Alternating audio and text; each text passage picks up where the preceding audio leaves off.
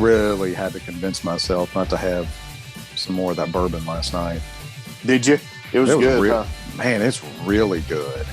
It was really good. I was going to say that's kind of a good place to start, right? Let's go ahead and give a shout out to Kris for what is it? Kings Country Distillery? Is that what it is? Yeah, Kings County Peated Bourbon.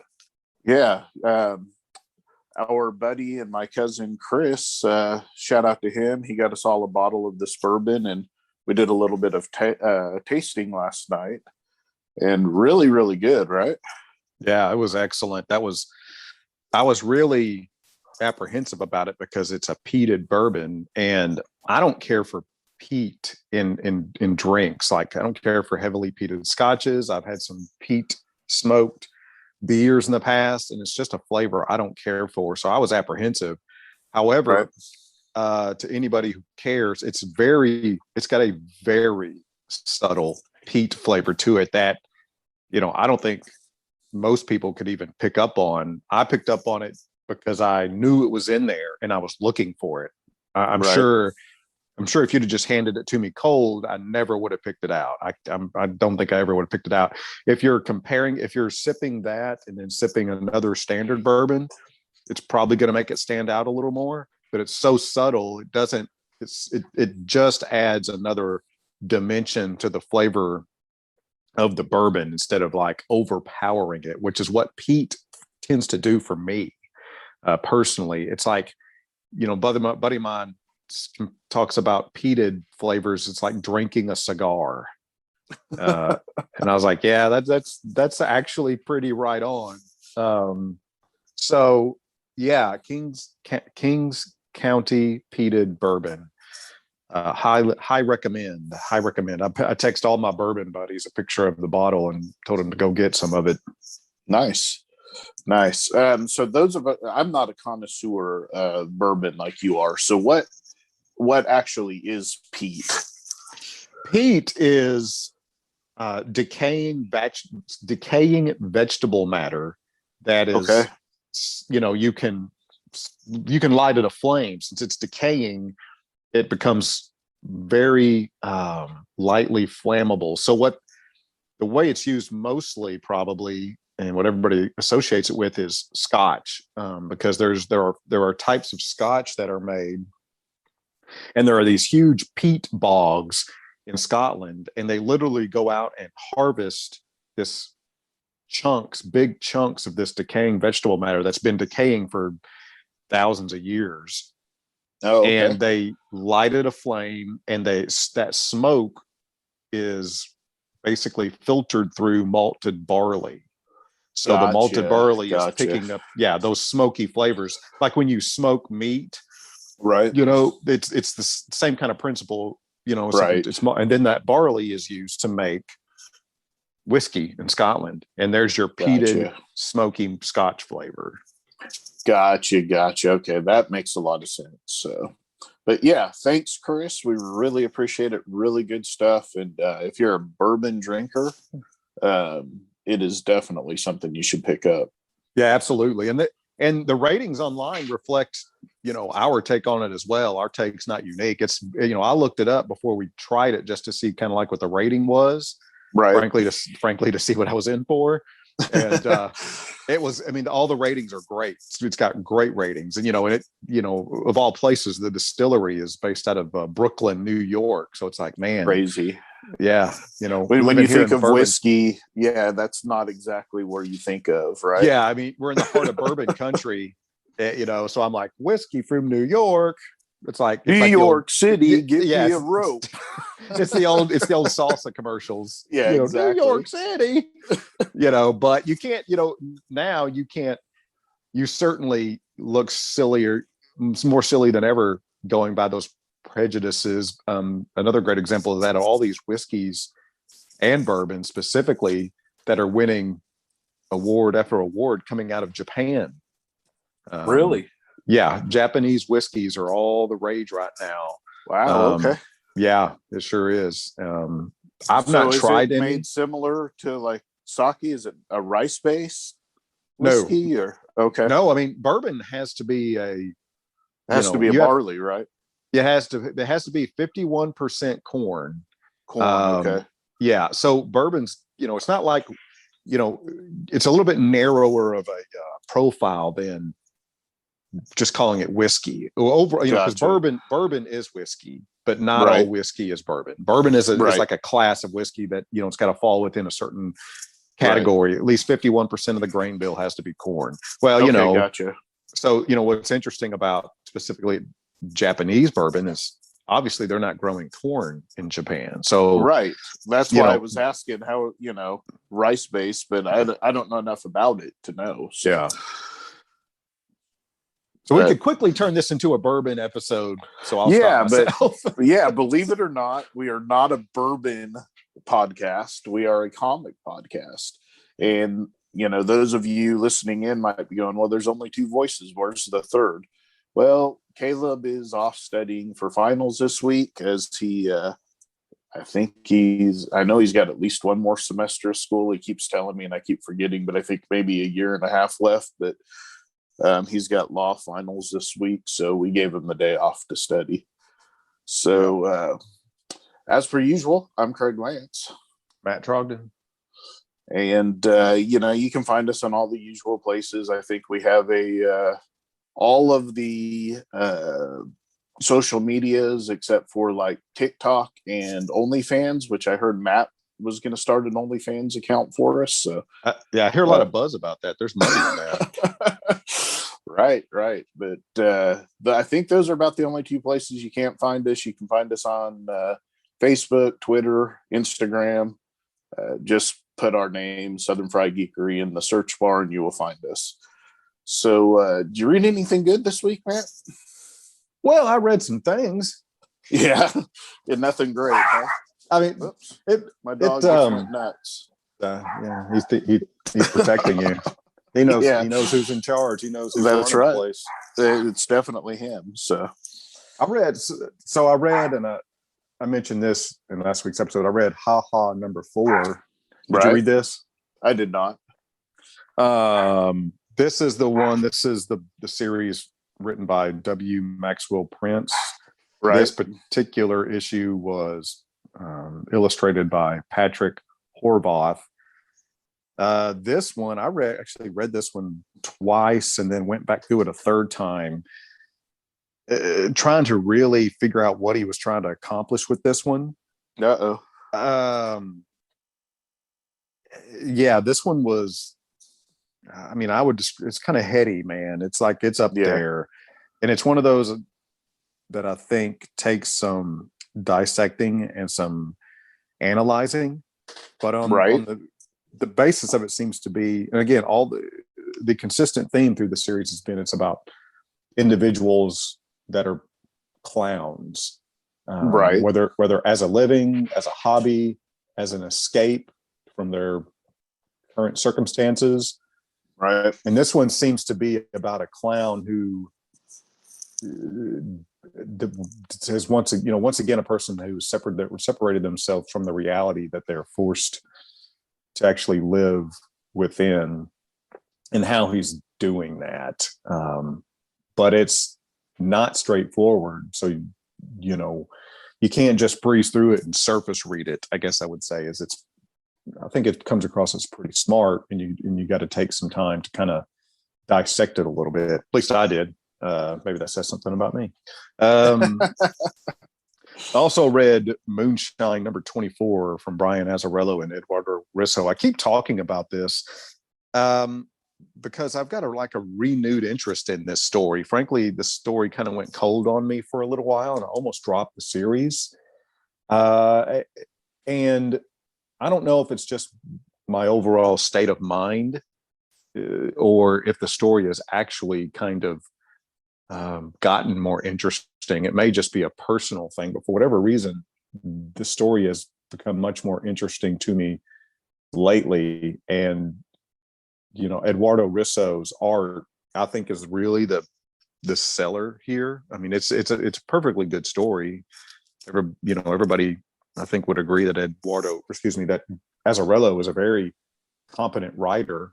Some of his choices are debatable amongst a lot of us, but as far as his ability, it's just a good story. Yeah, I you know, love that first volume of that. Like I think I said before, I got somehow removed from it, so I haven't yeah. gotten any of the rest. But I know I absolutely loved the first volume of it. Yeah, and these covers in these last handful of covers have been great as well. Of course, and again, if you're a werewolf, if you have any interest in werewolf stories, and lots of people do, and for whatever strange reason, there's not a ton of them out there. I mean, here's one for you, done by a very, very accomplished creative team. So, yeah, I mean, moonlighting werewolves, what can go wrong? Yeah, involved in the 1920s illegal alcohol trade. Yeah, exactly. So, and then the third thing I want to mention, and I've mentioned before, I'm going back and reading through some old back issues of Conan the Barbarian, and the one that I'm going to talk about today is, to wrap up my short stack, is Conan the Barbarian number 90. This one was published in 1978, written by Roy Thomas, illustrators the great John Buscema, inking was Ernie Chan. Great team that worked together for a long time. But the thing, I'm not going to talk about this story, but some things that jumped out to me are some of the old advertisements in these. You gotta love them, man. And you have to. Yeah, and I took a little bit of extra time to look. I always look at them. I breeze over them, just kind of. Well, I took some extra time and really looked at the advertisements a little closer. And some I want to mention. I'm taking a little bit extra time on my short stack this morning because we do have extra time because we're down a man. Right. But I think it's a good opportunity to mention that. Like the first advertisement that caught my eye is the Slim Jim meat snacks advertisement. This was obviously pre-Macho Man Randy Savage, who put Slim Jims on the map. But it was just the advertisement is a half-page advertisement. Beef up your t-shirts for $2. You send in your box top where you bought your box of Slim Jims, and for $2 you get a Slim Jim meat snacks t-shirt. Oh my God. How many people out there have their Slim Jim, and it's a very nondescript, generic looking shirt, Slim Jim meat snacks. Who has these t-shirts? Dude, you know I almost want to send in $2 in a box top to see if they'll send me one. There's no way that these t-shirts aren't still in existence. There's got to be boxes of these t-shirts sitting in a warehouse somewhere. Yeah. I mean, who sent in for the Slim Jim? First of all, who bought a box of Slim Jims all at once? I mean, it's like one bad decision leads to another. That's the only reason these t-shirts ever got sold. There's another half-page advertisement in here from the Fun Factory in Palisades Park, New Jersey. A couple of standouts in this that you could order: the Pocket Spy Scope, pin-sized 8-power, whatever that means, telescope, spots objects blocks away. Great for watching sports. Girls. Yeah, girls. The image they do their target audience. Yeah. The image is supposed to sell you as a guy looking at a bikini-clad girl through his pocket spy scope. Oh my God! You've got the classic switchblade comb. You could get that one for $3. Oh yeah, those were always a big hit. And then the one that really got my attention is the Money Maker. Okay, now listen to this: for $1.25, insert a blank piece of paper into the machine, turn the knob, presto, from the other side comes a real dollar bill. Insert a dollar bill. Yeah. Insert a dollar bill and see it change to $5 or $10. Loads of mystery and fun. Wow. Yeah. And that can't be illegal at all. Right. In prison to follow. If you're counterfeiting. I'm like, what? There's another, and it goes on and on. I mean, there's another, just a few pages more. You have to pay $4.88 for the switchblade comb. I wanted to bring attention to that because the switchblade combs. Yeah, the switchblade comb for $4.88. Now, brother, this is 1978 money. Right. I mean, that's they're asking you to pay $20 in today's money for a switchblade comb. Yeah. Well, It was cool, man. You press that button and your comb came out. You could flick it back like you were, Yeah. Everybody knew John Travolta. Yeah. But it's like, who's paying that kind of money for a comb? It's that's like you said, especially for the time frame, right? Yeah. There's an advertisement there's a big advertisement here for free $1 million cash. Fool all your friends. You'll get $1 million worth of laughs with these exact reproductions of old US gold banknotes. They're yours free when you send in for your brand new fun catalog. What the hell? How can they? I mean, I'm sure there was something on it that said not real money or something. Yeah, I mean, but how many kids are these advertisements? I mean, I've got almost all the advertising pages in this comic. I marked because there's so much weird stuff. Yeah, there's two-headed nickels. How hilarious it would be if you had a two-headed nickel, apparently. Back in the day, you flipped a nickel instead of a quarter. Yeah. Here's one. Now listen to this bizarre shit. Listen to this, dude. Okay, this is for $3.95. You get a pair of lifelike ladies' legs. Oh my God. So realistic, they fool everyone. Create laughs riot when poking out from established places. What? Okay. Yeah. What?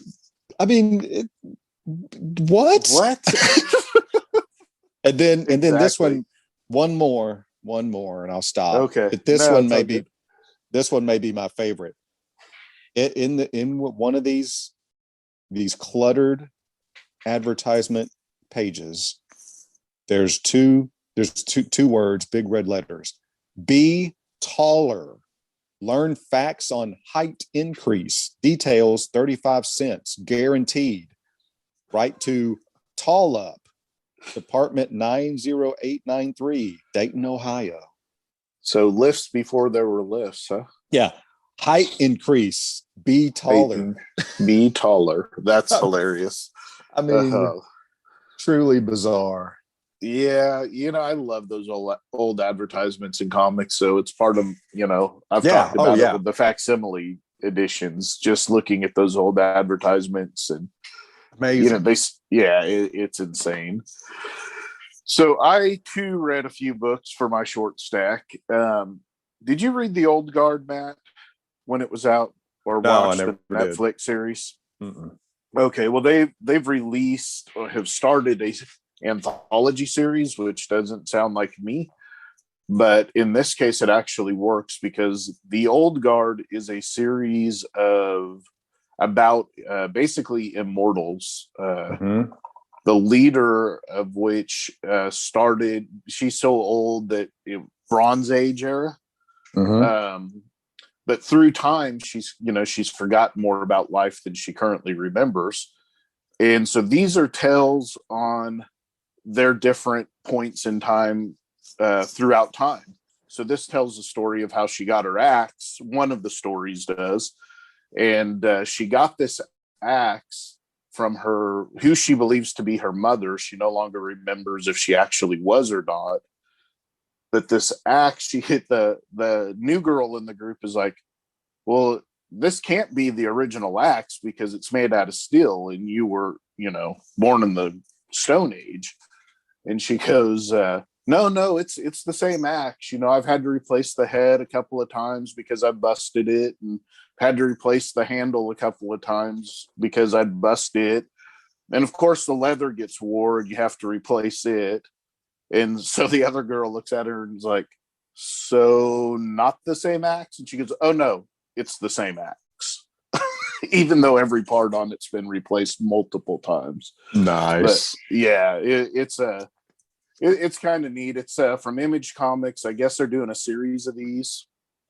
Various contributors in each story, has a writer and an artist. And this particular book had two different stories in it. Worth the read, especially if you like the Netflix show. You can pick this up and it would fit right in and you would understand what was going on.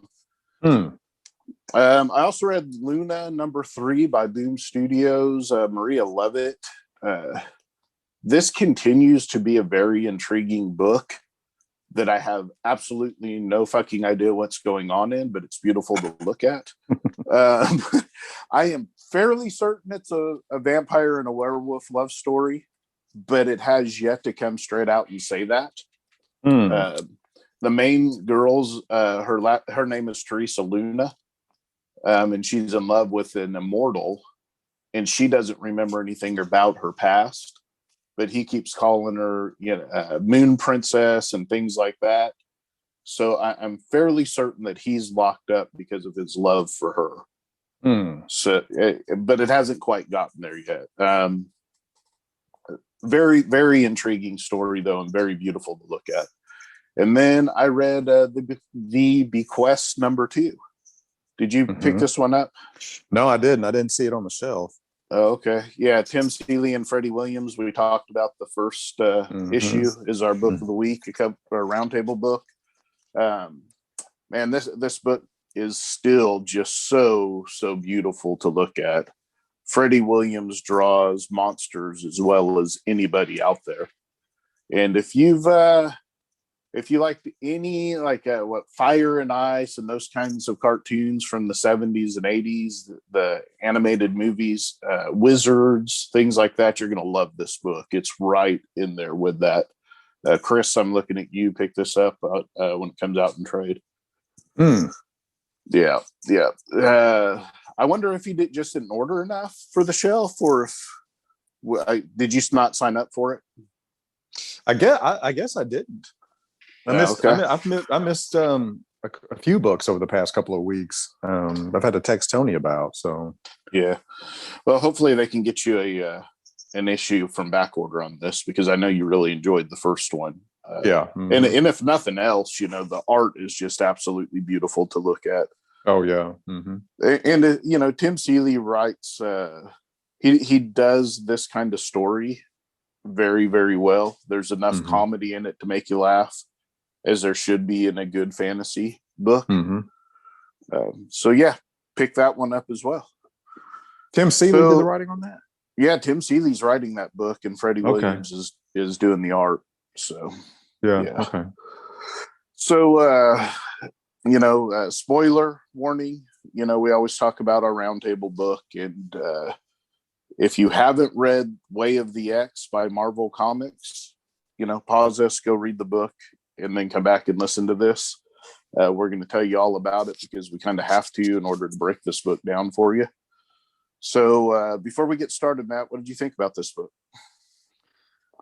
I mean, I liked the book. I thought it was well written. I thought the art was well done. So Nightcrawler is a character that I really like. Right. But it's hard for him to be the lead character in a story for me. Right. I mean, that's just fair. Yeah. He's very good as part of the X team because of the kind of character that he is. But anytime he's running his own show and he's leading a story, it's hard for me to be for it to be like really compelling. So, but I thought that, the writer and the illustrators did their job with this book. Yeah. I'm the same way. I love Nightcrawler. Always have. I love him as an X-Man. I love him in team-up books. I agree wholeheartedly with your sentiment about him it's very hard for him to have his own story and follow, kind of like Gambit. It's very hard to have a compelling story for them, because Kurt tends to be more the conscience of the X-Men. He's their soul. He's the one that keeps them on the straight and narrow, so to speak. And that's not always a compelling story for a lead character. But I feel like in this book, they did a good job of it, because it tied back to a book in the X-Men series with the Crucible, which I believe is the last time we've seen Nightcrawler in the book.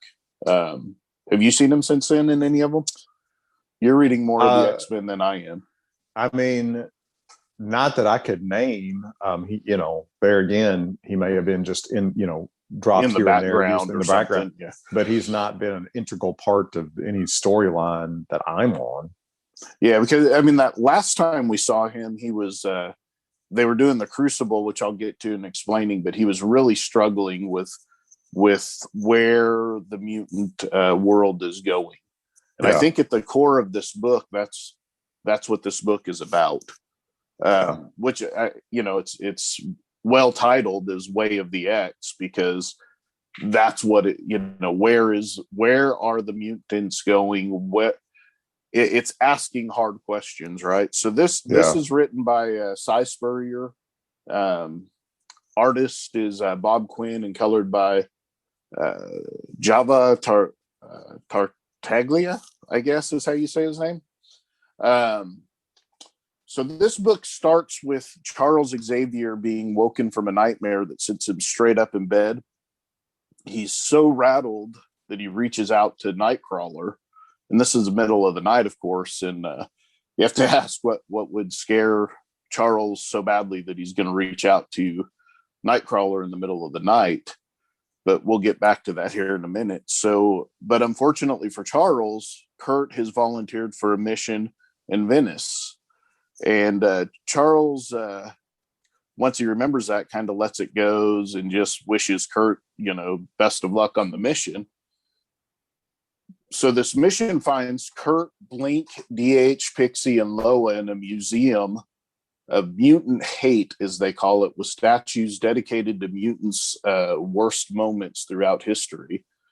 And during this mission, we get to what has been bothering Kurt since we last saw him in the X-Men story we referenced about the Crucible. And he's really struggling with the way that mutants flippantly ignore death now that they have this resurrection process. They just kind of pretend death doesn't mean anything anymore. And he also really doesn't like the way the Crucible is handled. And for those of you that aren't aware, the Crucible is this ceremony that the mutants have where a mutant who was depowered by Scarlet Witch during the House of M storyline, they're able to be killed and resurrected with their powers. They get their powers back once they've been resurrected. But there's a couple really troubling things about the Crucible. One is the order that the depowered mutants are, quote unquote, restored is based on how useful their powers would be to the mutant cause, instead of just like maybe some sort of random lottery type thing.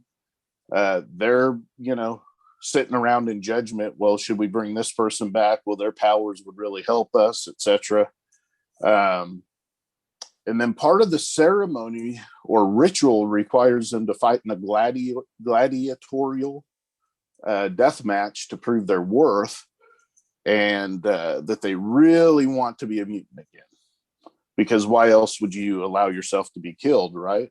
Mm-hmm. So back to the story on hand is Kurt overhears the younger mutants teasing Pixie because she has never done it before.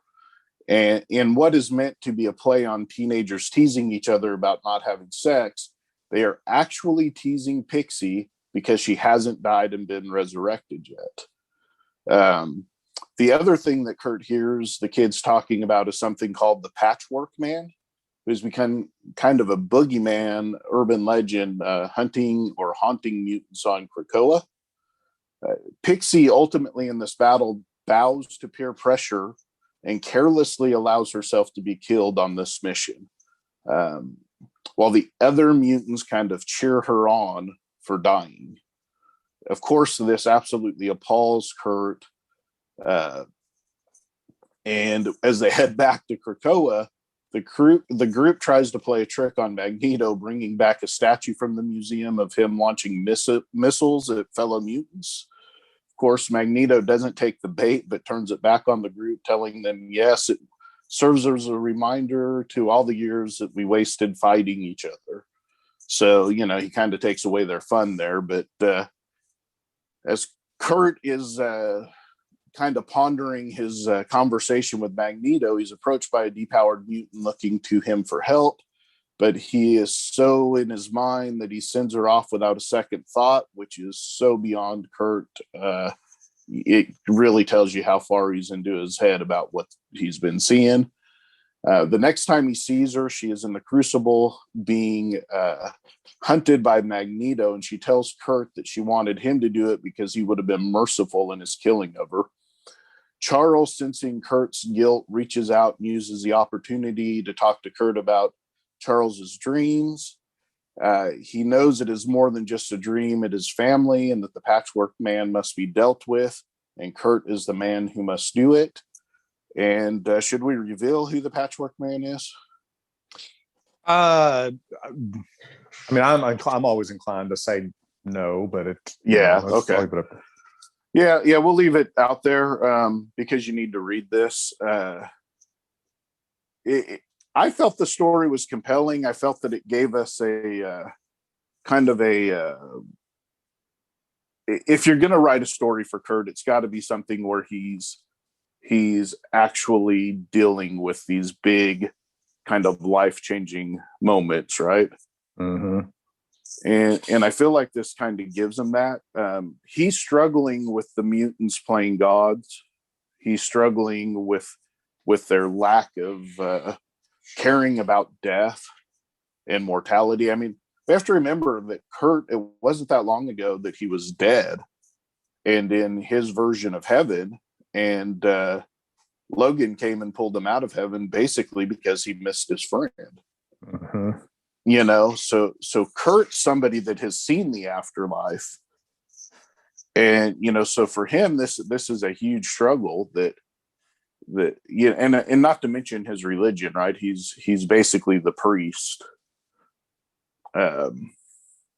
So I mean, there's lots of struggles in this for him. So for me, it's compelling what they've done. A couple of standouts. First of all, the way Pixie dies is freaking violent and gruesome. Oh my God, right? I wanted to touch base on that. I'm like, oh man, it was like cringe-worthy, violent and gruesome. So yeah, the storytellers while they're cheering her on for doing it.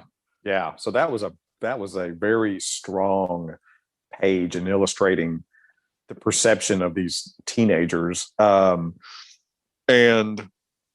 the other thing I want to mention as far as stand out in the book is when Kurt and the team pull this little prank on Magneto. Yeah. How he completely wet blankets the whole thing, right? By using it as a soapbox in a moment. And what's funny is as soon as he turns it into a serious moment on their current struggles and reflecting on their mistakes in the past, is how quickly everybody becomes very uninterested. And if you look in the background, all the characters are just kind of collectively eye rolling. One guy's got his head down on the bar like he's going to sleep, and then once he wraps up, you have the token 2 or 3 people clapping out of obligation, but not because of what he said. It's just like I really thought that was a really funny to me. But yeah, I mean, overall, obviously what Kurt is struggling with, justifiably so, is how a certain segment of the population of Krakoa have lost their respect for life, and there's no sanctity in life anymore. It's become just literally disposable and recreational to die, and that's disturbing to him, rightfully so. I think so. Yeah, that was very well. That message was very well put across, and very believably so. I mean, you're reading this, and in this kind of circumstance, you're like, oh gosh, yeah, that would definitely happen. There's no doubt about it. Well, I mean, it comes down to a question: if we're all immortal, who's God? Right. Why? And for Kurt, that's a huge question. Yeah. And why what? And why appreciate the value of life if it's literally disposable, if it's if there's nothing to be truly be lost in death, then there's no value anymore. Yeah, a few hours of memory is all you lose, right? I mean, to the fact that they're teasing her over it. Yeah. Oh, you won't just go ahead and get it done. You've never done it before. Yeah. You know. Yeah. Which is just mind-boggling to us, but it's a fascinating look on where this would be going if you actually had this kind of power, or if a segment of the population had this kind of power. Right. You know, Dr. Nemesis, I think, was great in this. I didn't talk about him in the synopsis here, but you know, he's I guess we've determined he's the one that developed the medicines now that they're using as a bargaining chip for the rest of the world. Yeah. I felt like he was fairly fascinating in this kind of, you know, as not as Kurt's kind of devil on his shoulder. Yeah. So be it. You know, because Kurt's always got the angel on his shoulder, so he needed that kind of negative flow to it, and I felt like Dr. Nemesis did that well. I felt like it was a very well constructed story, and the art was beautiful in it. Yeah, the action sequences were really good. It was well done. Yeah. So, are you going to stay on it? You know, I'm not sure. I'm sure I'll pick up issue number 2. It all just goes back to my personal, I guess you would call it, my personal lack of interest in for the antagonist, leading the story, and then who we find out. Excuse me, the protagonist being Nightcrawler. As much as I appreciate the character, it's hard for me to read a story where he's the lead. Yep. And then finding out who the antagonist is at the end, I'm like, and that's a character I don't have a whole lot of interest in either. Yeah. So I don't know. I'm sure I'll pick up issue number 2. You know, maybe this will be one that'll keep my interest. But the whole idea, and and it's valid and it's well written about the idea of where does the morality go when life is literally disposable. That is I think that's definitely a point in this whole storyline that Hickman has created that needs to be discussed. Otherwise it would feel, I don't know, like you're missing out on an angle that'd be staring you in the face. So I think it needs to be vetted out in the interest of good storytelling and thoroughness. I'm just not really sure if it's one that I'm just going to be super compelled by, frankly. Yeah, I'm going to stick on it because the questions are compelling to me, and I think the physical antagonist is secondary to the mental antagonist that Kurt's dealing with in this. Yeah, I think the patchwork man, so to speak, is just there to give Kurt something to do when he's not struggling mentally with where he sees the mutants going. Yeah.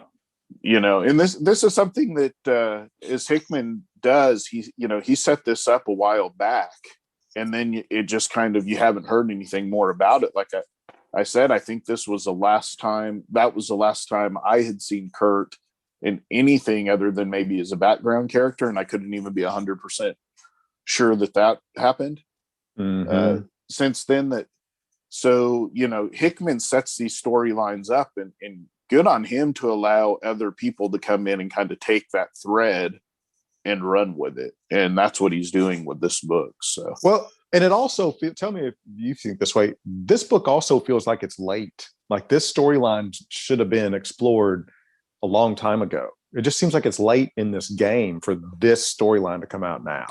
Well, they did all of the Swords of X and all of that stuff during, shortly after we had the Crucible stuff. And I feel like you're probably right that this should have spun straight out of that issue, maybe a couple of months later. Yeah. They addressed it a little bit because one of the things that came out of that Hickman issue was that Kurt was going to create a religion for mutants. Yeah. And he hasn't as of yet, which one of the things Dr. Nemesis tells him is basically, if you don't do this, our culture will not survive. Yeah. So he puts this big onus on Kurt to develop a religion for the mutants. And Charles kind of prods him that way too towards the end of the book. Like, hey, you need to be doing this. This is what you can do for us. Yeah. Be our priest, be our conscience, So, I'm interested. I do agree with you, though, that it should have probably been going on for the past couple of months. Yeah. Because it's a pretty big discussion that should be had regarding what's going on in X-Men. So I'm glad they're finally addressing it. I'm going to stick on it because, like I said, the mental aspects of this, the struggle that Kurt's going to have internally is going to be compelling enough for me. Yeah. So I'm not expecting this book to have a ton of action and things like that. Granted, it's going to have some stuff going on, but I'm expecting it to be a lot more into that aspect of it. Yeah. So, well, so I'm going to stay on it. You're maybe, depending on how the second issue goes. Yeah, second or third. I mean, yeah.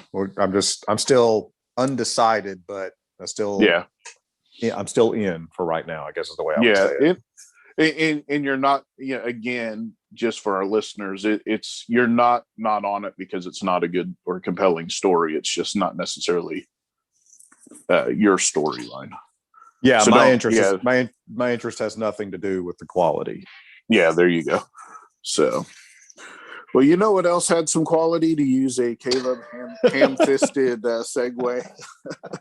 I don't know, man. That comparatively speaking, that was a highly skilled, smooth as silk segue compared to the normal we get, I think. Yeah. So what has some quality is our chaos episodes. And this being the last Sunday of the month, you and I talked to each other and we decided we're going to go ahead and do a chaos episode regardless if Caleb's here or not. That's right. So, can't stop this train. That's right. The chaos train is coming. And, I was having a hard time thinking of what to come up with because it was my turn for the chaos episode topic. But then I had heard somewhere that it was Superman's birthday. And not every birthday for Superman's monumental, but it's his 83rd. So not necessarily one that they're making a big production about. But I don't think it's hyperbole to state that on April 18th, 1938, probably the most important comic for the superhero genre or for the comic industry as a whole was released when Action Comics #1 came out. Mm-hmm. Do you think that's hyperbole? No. Yeah, I mean, it's hard to say whether the industry would have eventually gained a foothold or not, but we know that this particular book gave it that foothold. Action Comics #1, of course, had a lot of first appearances in it of many superheroes, but most noticeably had the first appearance of Superman, created by Jerry Siegel and Joe Shuster. When Action Comics #1 came out, I was doing some research. I don't know if you know this, Matt. There was only about a dozen monthly comics coming out at the time. Oh, interesting. Yeah, and most of those books were just collections of newspaper comic strips. Okay, it was still in those days. Yeah, okay. Yeah, so that's, but the commercial success of this book, of Action Comics #1, of course, led to the creation of the comic industry as we know it, and that has survived up to this day. Which I found that to be a little bit compelling. Mm-hmm. So what is it to you that makes Superman kind of stand out as a character? And so I'll reiterate this point that I've said several times. growing up as a comic book fan, I had no interest in Superman. Right. I thought he was a cornball Boy Scout character that was not compelling at all. I thought he was a total cheese fest. Same way I felt about Captain America. Right. I felt the same way. I mean, I'm talking since I was like 10 years old. Now, I did watch the Superman movies, the Christopher Reeve, Richard Donner Superman movies specifically, and I appreciated them. Right. I remember really getting my appreciation for Superman out of those movies, particularly my parents liking those movies and reiterating why they liked them. I was like, oh, okay, well, yeah, I can get it. But I never ever wanted to go. I never ever wanted to go buy a Superman comic. I was buying other. Right. First of all, I was a Marvel kid. I wasn't gonna. You couldn't get me in the same room with a DC comic. I thought all of them were cheesy. Well, the DC comics were for kids, and the Marvel comics were for adults. Let's say. It was the same mentality as like Sega versus Nintendo back in the day. Well, and at least my perception at the time was, and Marvel's, and based on, and it was reflects Marvel's intent, is they wanted their stories to be more street level, more personable, more like reality driven, specifically around like the experiences of the characters. The perfect example is Spider-Man. Can't pay his rent, struggling, broke, yada yada. Versus Bruce Wayne being a billionaire. So anyway, their characters felt more real at the time. Yeah, more dimensional, edgier.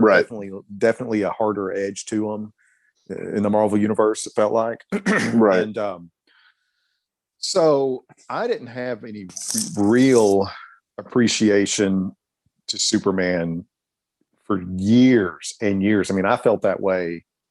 I'm 43 years old, and I didn't have any real appreciation for Superman until I was in my early to late 30s. And it just kind of clicked with me one day. And I think one of the big things that really made me understand, because frankly, I didn't understand the character.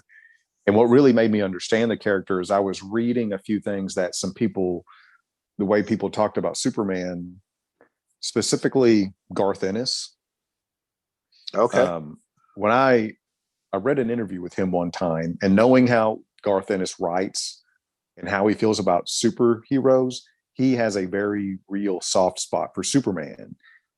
And so I read his thinking on the character, and it started to click with me in that Superman, his value in the DC universe is he is incorruptible. He is a good guy. He's a good person that literally cannot exist in the real world. He is the most powerful being on the planet. And that power does not corrupt him, and he does not misuse it in any way. And his motivation, and here's another take, like Frank Miller said, Superman's motivation is to save people. Superman's motivation is to help people. He sees people that are doing bad as needing help, as opposed to Batman's take, as in people need to be punished. Batman wants to beat the hell out of people that are committing crime. Superman wants to save them. Right. And, reading these different writers' takes on the character is when I really started to appreciate the value of the character in the comic book universe, because basically he's the barometer against which all other characters are measured. So you've got to have that kind of character in your universe to give all the other characters their value, because he's the measuring stick against all the others. Because people could argue, people like to argue Batman's a superhero. Well, measured against Superman, he absolutely is not. And this is always the take that I have. Batman is a vigilante. That's right. Now his motivate. Now he doesn't kill, but he beats the hell out of people.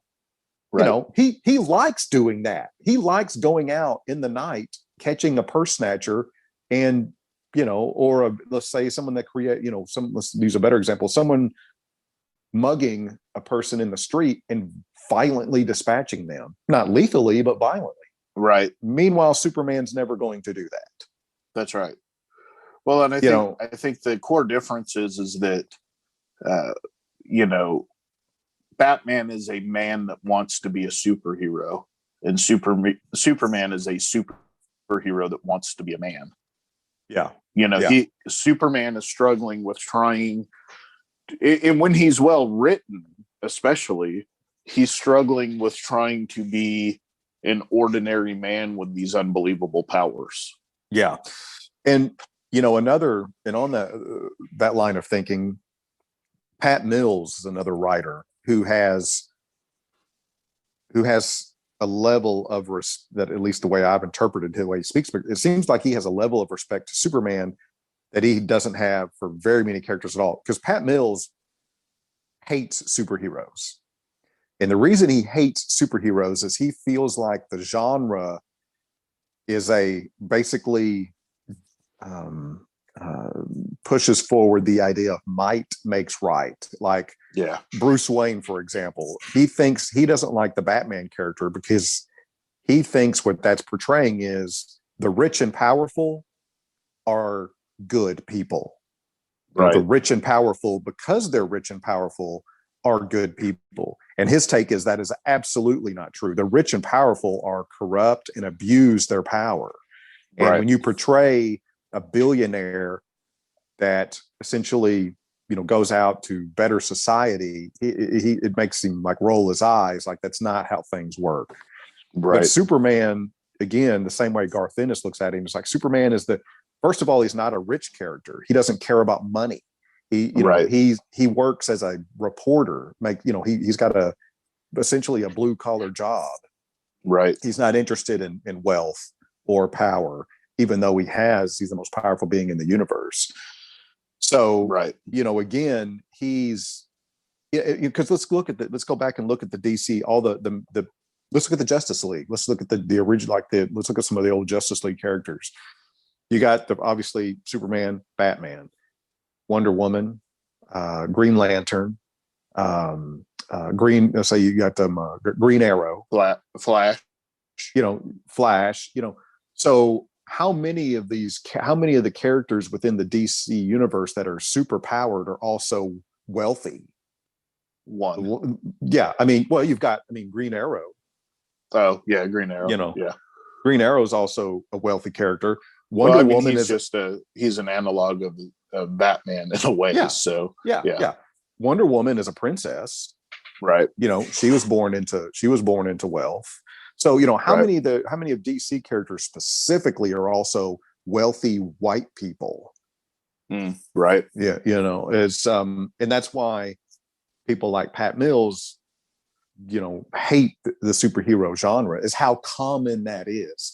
You know, and he thought, you know, he was actually a fan of Spider-Man because when Stan Lee wrote Spider-Man, he's a blue collar struggling kid, who has these powers thrust upon him. He doesn't know how to use them, and he screws it up at the beginning, and somebody dies. You know, that's pretty. It's talked about a lot, but you know, and it's easy to lose appreciation for that. That's pretty freaking compelling stuff when it was written. You know, that's not how this genre was written. You know, super people did super things, and they were essentially, you know, flawless, you could even say, until Stan Lee came in the picture and really turned over that apple cart in a major way. But, you know, again, so going back to Superman, you know, the real value in the character for me anyway is that he's the measuring stick, the same way Captain America is. I mean, they're incorruptible characters, and you need those to measure everybody else against. And I think that's fair. And going back to what you were saying, I think that Superman doesn't care about wealth because he knows what true power is. You know, he doesn't need wealth. he knows where power really is. And he can also see the corruption of you know, unlimited wealth. So you know, for me, you know, I think this leads right into another question, and that is why is he apparently so hard to write? You know, because to me, a compelling Superman story is writing about his humanity and then dealing with the villains as they come. But it seems like that's hard to do, especially in modern storytelling. I don't know. At least the way it looks to me is there's a few reasons he's hard to write, as far as I can tell. One is he is the most powerful being on the planet. Okay, so you've got a character who essentially has a very, very short list of weaknesses. Right. You've got the kryptonite angle, obviously. Right. So he doesn't have the physical weaknesses or the mental weaknesses, failings that other characters have. Again, let's make the easiest comparison to Batman. Batman's dealing with trauma. Batman's motivated by violence. Blah blah blah blah. A lot of different. You can write that. I mean, that character is very compelling because there's so many ways you can write him because he's complex. Right. Superman's a very, very simple character, and he's so powerful. If you want to write a story about him punching something, it's going to have to be a superpowered alien threat. Right. And how many times can that be done and keep it interesting? I mean, it's been done to death. Right. So, writing a good Superman story for me to be interested in is going to have to be very, very simple. And that's, the most interesting Superman stories for me are the stories where he's in the Justice League. And again, he's the conscience of the group. And he's also, when he walks in the room, people have respect. I mean, you cannot help but have respect for him. The other characters I'm talking about cannot help but have respect for him, and they all act a little better when he's around. Like Superman's in the room, they clean up their language a little bit. They're, right. they're better people because just from having him there. Yeah, because they know it's like, oh man, the good guys here are, that by their conscience makes them straighten up. When that doesn't happen, occasionally, like Guy Gardner is a great example when he was on the team, and I always think of the scene where Guy Gardner is trying to argue a point with Superman, and he reaches out and grabs Superman's cape. You remember that scene? Yeah. And Superman just turns and looks at him and says, "Guy, let go of my cape." And he's like, oh, sorry. Just so whenever there's another scene where, Hitman, Garth Ennis's Hitman makes an appearance in the Justice League, and the Hitman is like automatically defensive about what he does because, he doesn't want to offend Superman, not because he's so powerful, because he's such a good guy.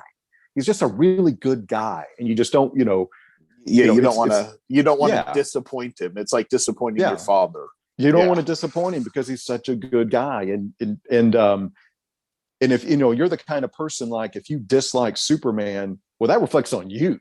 Everybody knows that. Like, I don't like Superman. Well, that means you're a problem, not because Superman's a problem. Yeah. I mean, that's just the way it is. So he's hard to write because, you have to tell the story's got to be about his humanity for it to be compelling. That's right. And that's hard to do, especially in the comic book genre where everybody's conditioned to write stories about punching. Yeah, you have to write about his struggles with being human with his powers. Mm-hmm, that's the only way to write compelling Superman, in my opinion. Like you said, it gets tired after a while of him just punching an alien or always dealing with the otherworldly threats or Lex Luthor's super genius. He's got to be having struggles, but you also have to walk that fine line because of who he is. You can't, for instance, have him having struggles with Lois because he's cheating on her. So finding that fine line of him dealing with this humanity is I mean, it's apparently hard because we don't get a lot of great Superman stories. We get some very good ones though. Yeah. You mentioned a couple of your favorite or some great Superman moments. I have one that I absolutely love, and that's it was during New 52 when he was dating, listen to me say that, words are hard. When he was dating Wonder Woman, and she takes him home, quote unquote home, and Apollo doesn't like him. And so he's fighting Apollo, and Apollo hits him with the power of the sun, with Apollo being the sun god. And Superman says, "Did you just hit me with the power of the sun?" And then he punches Apollo so hard, he basically disappears from comics for about a year and a half. it was, you're gonna use the power of the sun on Superman. Another great moment was they were dealing with Lobo potentially coming to Earth, but there was stuff happening back on where Krypton used to be, so he had to go back to Krypton to where the remains of Krypton, so to speak. And before he leaves, he tells Batman, he says, you probably need a safe word that you can just say, and I'll know you're in trouble, and I'll come help you. Batman, of course, says, I don't need any safe word. I'm Batman. And Superman's like, okay. And so Superman leaves, and Batman had his base on the moon doing some stuff, and Lobo shows up, and he knows he's about to get his ass kicked, and he just whispers bananas. And Superman's on the other side of the galaxy and hears it, and comes racing back. But it was pretty great too. Yeah. Just because it's kind of one of those moments where Batman's not going to admit to needing Clark's help, but there are plenty of times when he does. Yeah. So, yeah, the dichotomy between those two characters, when written correctly, is super compelling to me. Yeah, I mean, I even enjoyed in the Batman run when, I know we kind of hate that series at parts, but when they switch places for the day, do you remember that book? That was pretty intriguing too, where they were, Clark dressed as Bruce for the day, and Bruce was Clark for the day. It was pretty great. Yeah, to throw people off as to who was who. Yeah. Well, I always mention the Superman animated series where Superman dresses as Batman in Gotham because Batman is missing, and he wants the criminal element in Gotham to be once again fearful of Batman's interaction again. So he does his best Batman impersonation, and it's right on, it's spot on for the character, and also hilarious because he has no idea how to be an intimidating person. he doesn't know how to bully people when it comes to criminals, obviously. He ends up his whole presence, he tries to act, you can tell, the way it was illustrated. If you pay attention, he's walking around like Dracula, the way he swoops with his cape. It's amazing. It is amazing. He obviously doesn't understand. He doesn't like that, he and Robin are breaking into a corporate building and sneaking around. Superman's really uncomfortable with breaking and entering. It is so nuanced. If you really pay attention, it's a great service to both characters. And again, why those two leading the Justice League is such a, of course, but that was the intent. Back when Batman was created, not to veer off into Batman, but again, it speaks to the strength of Superman. Batman was created to be the other side of the coin to Superman. Right. Instead of being super powered, he has no powers. Instead of being, operating in the daylight, powered by the sun, Bruce Wayne's motivation, and he's powered by darkness. As soon as darkness falls, that's where he comes to life. The whole point was to be the other side of the coin. One's a beacon of hope and one's a beacon of fear, right? Right. Yeah. So, again, those are the things that bring out the value in the character. But it's very hard. He's very hard to write. It's because of that. He's so good. It's hard to make somebody that is that good compelling. As shown by some of the newer Superman movies. You talked about the Christopher Reeve Superman movies. Was that your kind of first interaction with Superman?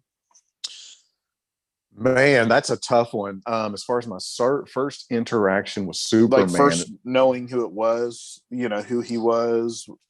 There was Super Friends.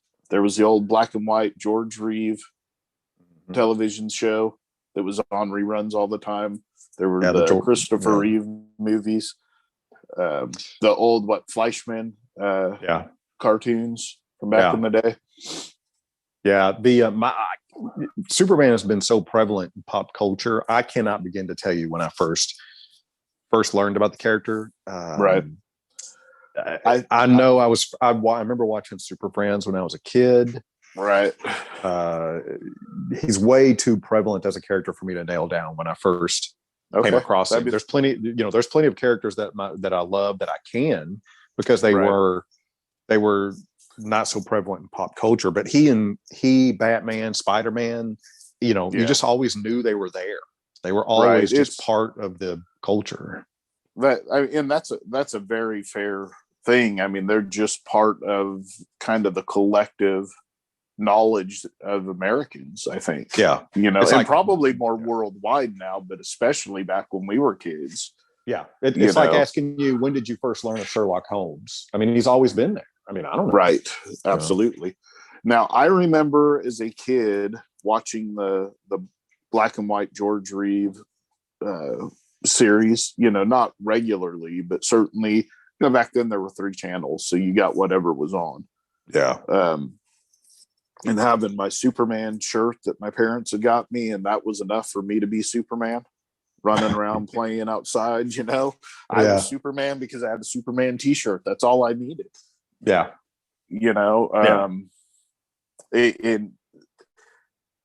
Has he throughout time been my favorite superhero? No, but I can't say that he doesn't have a profound part of what's made me love superheroes throughout time. And that goes to those things we're talking about. I mean, I remember the Christopher Reeves movies, which are absolutely, the first 2 are still 2 of my favorite superhero movies to this date. It gets a little way out there after those 2, but those first 2 especially. The George Reeve, the ones we've talked about in Super Friends. I mean, we grew up watching Super Friends. You're not that much younger than me, but Super Friends was part of my every Saturday morning for a long time. Yeah.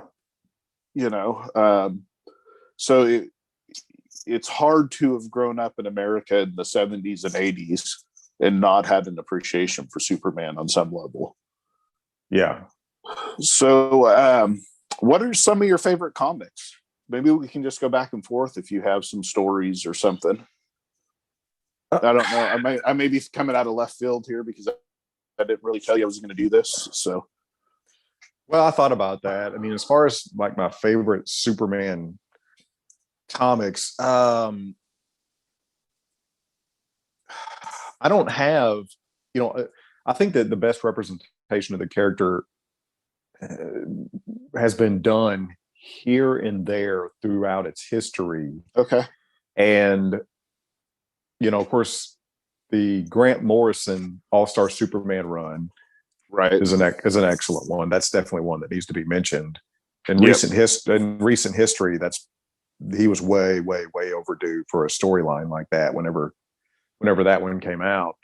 But no, that came out in 2006. Right. Yeah. But before then, the Justice League books, I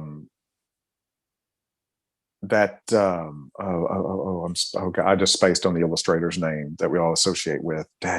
George Perez. Oh, Perez. George Perez. Whenever George Perez was on his run and the different writers were coming through, I think that is probably some of the standout moments for the character. Again, the one that I think about is like when Guy Gardner was the Green Lantern, and what having a character like that in the team brought out in Superman. And then, one of the people in the industry say one of the standout best Superman moments is when Garth Ennis wrote him into that Hitman storyline. And it's all it is is a few pages of Superman sitting on a roof having a conversation with Hitman. Wow. And that is hailed as one of the best Superman moments ever. And all it is him talking about how he recently was trying to save some astronauts from a rocket or a shuttle that was disintegrating, and he couldn't save everybody. And it was, Superman's describing the look in one of the astronauts' eyes when the astronaut realized he couldn't be saved. And that haunts him, that he, because that's, one of the key struggles, again, one of the few struggles a character like he can't save everybody. And that's something, him dealing with that, and maintaining his optimism is, again, something that's unique to the character. So, whenever a new Superman title comes out, I'm usually, if I see a new #1 or a new writer come on to a Superman book, I pay attention. When Bendis came over to DC and they handed him Superman, I was on that book. I appreciated the way he was writing the character when it started. I felt like he had Superman's voice right. But frankly, the storyline just wasn't compelling to me personally. Yeah, it wasn't for me either. But I've heard a lot of good things about how that story went. Some other books I think that people need to pick up that are Superman and that you can pick up and read as one-offs. Superman Earth 1 by J. Michael Straczynski and Shane Davis. As all the Earth 1 stories are, it's a retelling of the origins of Superman on a different Earth than what we have. It's absolutely, or what we know as Superman, continuity. Beautifully drawn, and Straczynski is always a strong writer. It's a good read. Of course, the guy that, the character that started the comic industry almost ended the comic industry in 1992 with the Death of Superman story. Not because of the story itself, but because it started the whole speculation of comic books and created the bubble that burst that about killed the comic book industry later in the 90s. Superman Red Sun, Mark, is it Miller or Millar? How do you say it? Miller. Yeah, Mark Miller and Dave Johnson. Give us a story based on what would have happened if Superman had landed in Russia and not Kansas. And you might think this is an anti-Russia propaganda story, but it absolutely is not. It's really more about the escalation of weapons between two superpower countries. So those three plus All-Star Superman, those are 4 books that anybody should be able to pick up anywhere. Any comic book store is going to have a trade of those. And so I'm familiar with all of these you mentioned, except the Straczynski one. What's the strength in that one? In the Straczynski one, it's just a new telling of the origins. Honestly, I've only read the first volume at this point. The strength is the art, in my opinion, in the book. It's absolutely beautiful, and it's always kind of interesting to just kind of get a fresh take on a character. It's a little bit like the Ultimate World in Marvel. Okay. Where you just kind of get fresh takes where they don't have to beholden themselves to continuity. Yeah. They can tell a story without, unlike Frank Miller doing Year One and totally fucking up Superman. This was actually a good version of that. So those 4 are my recommendations. As you said, there's a lot of good Justice League stories out there with him in it. So yeah. Is there anything else we need to add about Superman?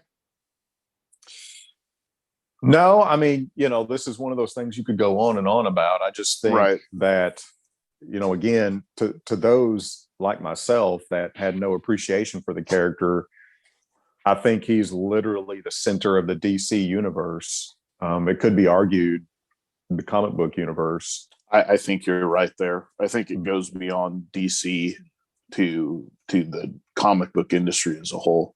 Yeah, I mean, because he's the measuring stick of which you're going to compare all these other characters to, and why any other given character is heavily flawed. As much as you would like them and make excuses for their actions, Superman's one of those that you literally don't have to make excuses for. That's the way the character is supposed to be. Yes, Superman's never going to lose his mind and beat his son, right? Yeah, he's not. He's supposed to be a character that you're never going to have to make excuses for. That's what's so frustrating when you see him kill somebody in a Zack Snyder movie.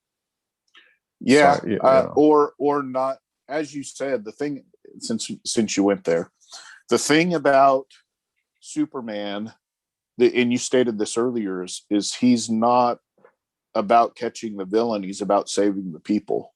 Right. And in that, the Man of Steel movie, which is, I believe, what you're talking about, he doesn't take the time to save the people when he's in that battle. Yeah. Which the Christopher Reeve movie, same battle, he goes and saves a bus during the battle. It's not a lot, but it's enough to show you that Superman's got concern for what's going on. Yeah, to the people down below, to the everyman that's just trying to live their life and stay out of the destruction that's being caused. Yeah. In the Zack Snyder movie, there's none of that. There's no just taking a time to save somebody. Right. And I think that would have completely changed that narrative of that movie in my mind. Yeah. I mean, one little scene to jump down and save somebody from some falling debris or something, even though he knew it was going to cost him in the battle. Yeah. Saving that person was more important than winning that battle. Yeah. I mean, that Superman went to Zod's level. He dropped to Zod's level to fight him. Right. Instead of forcing Zod up to his, and that's where that's where the failure in the character was. He killed Zod in the movie. Spoilers. I mean, right. Say, but yeah, I mean, that's what made that. When that happened, my stomach kind of sank. Of course, again, like Zack Snyder movies tend to be, it looked amazing, but the way the Zack Snyder, and I've said this many times, he just doesn't seem to have a grasp for truly moral characters. He just doesn't seem to have a grasp for that. He doesn't have an appreciation for that or know what to do with them. And I don't think anything illustrates that better than the Man of Steel movie. I don't think he takes the time to understand the characters before writing a movie about them. Well, I don't think he can. I don't think it's not that he doesn't take the time. I think he literally can't at this point. That may very well be. I mean, by this point, he's had plenty of time, and he still can't do it. So I just think it's not within him to write a story about truly moral characters. That's why he put a giant gun on the Batmobile, for Christ's sake. I mean, we could go on and on in this. Yeah, but that's where but again, it reflects how Superman is misinterpreted and mishandled. Or how one little shot can change that entire perspective. Yeah. All it took was one shot. I mean, killing Zod, Superman as we know him would have found another way to deal with Zod. Yeah. He would have put him in the Phantom Zone, or what do they call it? The Phantom Zone? Yeah. Yeah. He would have put him there. He would have done something else with him. Because Superman just doesn't kill. Yeah. It's just and the safety of the humans around him is more important than the battle he's in. Right. And to me, as you stated earlier, is a huge part of who the character is. And it's not about just retelling a Superman story. It's about getting the character right. I don't need a Boy Scout Superman, but I do need the core of that character to not be changed. Yeah. I mean, hell, Lois calls him Boy Scout. It's who he is, it's who he is. And if you can't tell a compelling story writing a Boy Scout story, then just stay away from it. Yeah. Then that story's not for you. Go write another. That's right. don't turn the character into you wanting into you what you want it to be. Do a different story. That's what sucks so much about so many writers. They just turn the character into what they want them to be, not who they are. I mean, this was always my main complaint with Tom King's Batman. He was writing, he was just writing whatever he wanted without serving the character, the character's 75 plus year history. It's like, and that's what so many writers do. And it's really, really frustrating to see that, I agree. It's very simple. It's very simple. And people try to make it complicated, to the other side of the spectrum. That's why I get so frustrated with Frank Castle Punisher stories. Is people try to make this a complicated, emotional character, and he's the exact opposite of that. What makes him compelling is he to turn him into Batman. Yeah. He's compelling because he doesn't have those things, not because he does. That's go write somebody else. That's right. Yep. Quit changing the character. Either make your own character, or And here's the deal: I don't want the same stories I've already been told, but a new story sticking to the core of that character is what I want. Tell me a new story that, and you can push the boundaries of that character and make him have them have hard choices based on who they are, but ultimately don't push them to where you change who they are. Not without some damn good reasons. Yeah. Yeah. The story has to push them there. You can't just change them to that. Yeah. Yeah. I mean, you could obviously, again, when you're talking about a flawed character, you could make a compelling argument to where they make wrong choices. That's right. When their whole motivations change and are antithesis to their 75-year history, it's just an eye roll. Okay, you suck at your job. Is basically when you do that. But I think the trick is when you've got a character like that's very simple, to either it's one extreme like the Punisher or to the other extreme like Superman. I think the way you're going to have success, you have to create compelling stories around that character. You've got to make Superman's fighting against Lex Luthor. You've got to write a great Lex Luthor story and put Superman in there as the foil, not he's got to be the antagonist in a Lex Luthor protagonist story. That's where you're going to win. I think that's 100% correct. It's like Daredevil, to draw from another Marvel character. Daredevil is written best when he's the antagonist to Kingpin. Yeah. Yeah. Again, instead of the protagonist in the story, he's the antagonist to the villain. Yeah. And, and again, I go back to the other extreme, the hugely, hugely successful Punisher run that Garth Ennis had. The Punisher was a very, very simple character. I mean, his dialogue was never emotionally, there was no emotional up and downs to his character. There was no in-depth reflection. There was no eternal struggle. All that was in the characters he was fighting against. He was the antagonist in these stories. And Garth Ennis wrote great crime stories, of which the Punisher was the foil in. Right. And that's it's the same principle on the opposite extreme. And I just think when you have a very, very simple character, you've got to use them differently.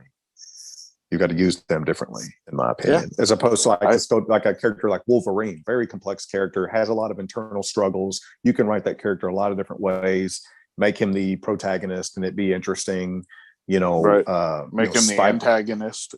Yeah. Spider-Man's another one, a lot of internal struggles, a lot of things you could do with him, a lot of it, the internal dialogue with him, a lot of ups and downs. Right. But you just can't write him the same way. That's the way it looks to me. I mean, this is just my opinion, but it seems to be, the numbers of sales seem to reflect that too. I mean, when it's done the way I'm speaking, these characters are highly successful. Yeah. Yeah. I could not agree with you more. So, well, I guess it's probably time to move on and go ahead and go to what are we going to pick up this Wednesday at the comic book store? Yeah. What are you planning on picking up? One, I'm probably going to steal this one from you. So I'm Probably glad you let not. me go first. so this has caught my eye from Marvel. The Marvel is number one. Oh, okay. Of course, a lot of us are familiar with the original Marvel's run. So this one is also written by Kurt Busiek. Apparently, this one's going to be illustrated by, and I am not familiar with this artist, Yadilray Sinar. Covers by Alex Ross. Okay. So I mean, the name sounds familiar, but I couldn't tell you anything they've been on. So yeah, I've not heard of that I may have to pick that one up. I don't know if I'm on it or not. I went with Babyteeth number 17 from Aftershock Comics. There's been a little bit of a pause for a while in this series, but finally, the final four issues are about to come out. This is the first in that last story arc, I guess. So I'm super excited to get the ending to this story. Now, I didn't have, and it's Donnie Cates and Gary Brown are the creative team on it. You haven't read this at all, have you? I've not. Yeah, it's pretty compelling. He's basically the Antichrist is what it comes down to. Oh, I remember that book. Yes. Okay. Yeah. Now I don't know. I didn't have a chance to look for what Caleb might be picking this week. Did you? What would Caleb pick this week? Oh my gosh, man. Let's see. I'm looking through the list right now. Let's see if we can predict. Let's see what he picked. Oh, here we go. Of course, it's the obvious one from IDW Publishing. My Little Pony Transformers 2, number 1. Oh, yep, definitely he's getting that one. Yeah, I mean, I would assume he's going to buy all the issues that are on the shelf. It's in our local comic book store. I would imagine the one that they're going to get for the shelf, they'll buy. Yeah, because he doesn't want to touch any one book more than one time. So he's going to buy a whole bunch of them so he can reread it without retouching the same issue. There you go. Keep the oils off this highly valued prize. So, anything else to add on this week? No, I don't think anything so. Else to talk about? I know it's a shorter episode, but yeah. I mean, what'd you think about the end of Falcon and Winter Soldier? Dude, I really, really enjoyed it. That speech that he gives. My one complaint to the whole thing, believe it or not, was the final tagline. And it's not because they call him Captain America, because he is Captain America. It's that, can we not allow Bucky to grow past being the Winter Soldier? Yeah. I mean, they gave him a new name in that series. They gave him White Wolf. The tagline should have been Captain America and White Wolf. I mean, at this point, Bucky's been pardoned. He's made amends the best that he can with the living relatives and or people that he harmed. Even though it was beyond his control, let him start going by White Wolf now. I mean, they gave him that name. So, but overall, I absolutely loved it. What about you? Yeah, it was well done. Interesting. It was only 6 episodes. I was talking to Caleb about it, and I assume it's because it was so expensive to make. That's the only reason there were 6 episodes. I can only imagine. I mean, each one of those was basically the production of a half of a Marvel movie, right? Yeah, I mean, they had a very, very Marvel cinematic feel to it, and that's not cheap to do, man. Did you see that they announced a 4th Captain America movie now? I did. Yep. Yeah. Okay. Yeah. Again, I want to say George St. Pierre. I want to give that guy props. Not an actor, but he did a great job in this series. So that was pretty cool. Which character? Fat Rock. Oh yeah, gotcha. Yeah, I mean, he did great. Yeah, I mean, I really want to give props to that guy for his delivery, because it was compelling. I hope he gets more work. if you didn't have at least a little bit of welling up going when he took Isaiah to the museum to show him his statue, Mm-hmm. you know, and that he would never be forgotten. That was a pretty powerful moment. Yeah. His speech that he gave to the basically politicians of the world was pretty great.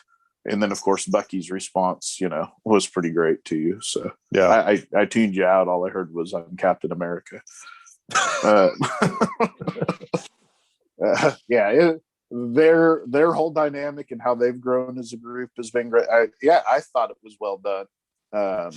Did you have any problem with the buddy thing with John Walker? At the end, I a little bit. I don't think he should get any redemption, because. But I'm wondering how much of that is my baggage I brought into it. But they did a pretty good job of making him look like an a-hole in the show too. So yeah, I thought the whole character journey of John Walker was spot on and good. But that last episode where he's buddy with him, all of a sudden I'm like, whoa, that's like no. Yeah, he learned, you know, to deal with his PTSD. You know, I don't know. Obviously, I foresee more heel turns for him throughout this, you know, throughout wherever they go with him. I haven't had a chance to look this up, but is that Kurt Russell's son? Oh, I had the foggiest. Yeah, I'd heard that was Kurt Russell's son. I haven't had a chance to look that up yet either. But yeah, are you watching Invincible? I'm behind. Are you? I'm quite a bit behind on it. Yeah. That just continues to be amazing as well. I think there's one more episode of it for the season. So, really? Yeah, I think it's only 8 episodes. So, but yeah, both of those good. Couple of weeks, we got The Bad Batch coming out on Disney Plus. Okay, I was about to ask what's next. I don't even know what was next. Yeah, it's a Star Wars animated series. It's coming out. Now, what's it about? So, did you watch the Clone Wars cartoon?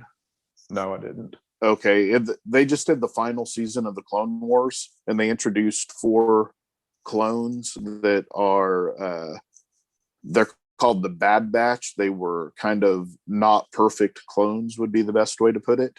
Mm-hmm. So they all have unique personalities and talents. They're kind of a special forces mercenary type of clones that are used for like the worst of the worst kind of jobs. So they were introduced in the final season of the Clone Wars. So interesting to see them getting their own series, and if the 4 characters alone can be enough to compel people to watch it. Interesting. What's that? So what's after that? I interrupted Loki. Loki is that's the next right. one after there. Yep. That's right. So the Loki show looks pretty promising too. Did you see the previews for that? I saw the first trailer. I didn't watch the second one, which I tend to do. A lot of That's times usually I watch me. the second. Yeah. In this case, I saw the second one and not the first one. Okay. But it looks very, very compelling to me. Basically, he's going through time. He has to go through time and fix what he screwed up by having the Tesseract. Okay. So, with Luke Wilson as his kind of supervisor, making him do it. Now, what Luke Wilson may have over him to make Loki do what he wants is, beyond me. Right. So, but anyways, if there's nothing else, you guys know where to find us. Come interact with us on Facebook. Come talk to us on Twitter and all of the other social medias that we're on. I would tell you to send us a email. I think it's southernfriedgeekery@gmail.com. I can't remember exactly because I'm not Caleb. But if you don't know how to find us by now, I'm not sure what to tell you. But we're out there. Come interact with us. And if nothing else, go forth and love comments. Excelsior. The best woo yet. It's probably debatable, but yeah, I'll take it.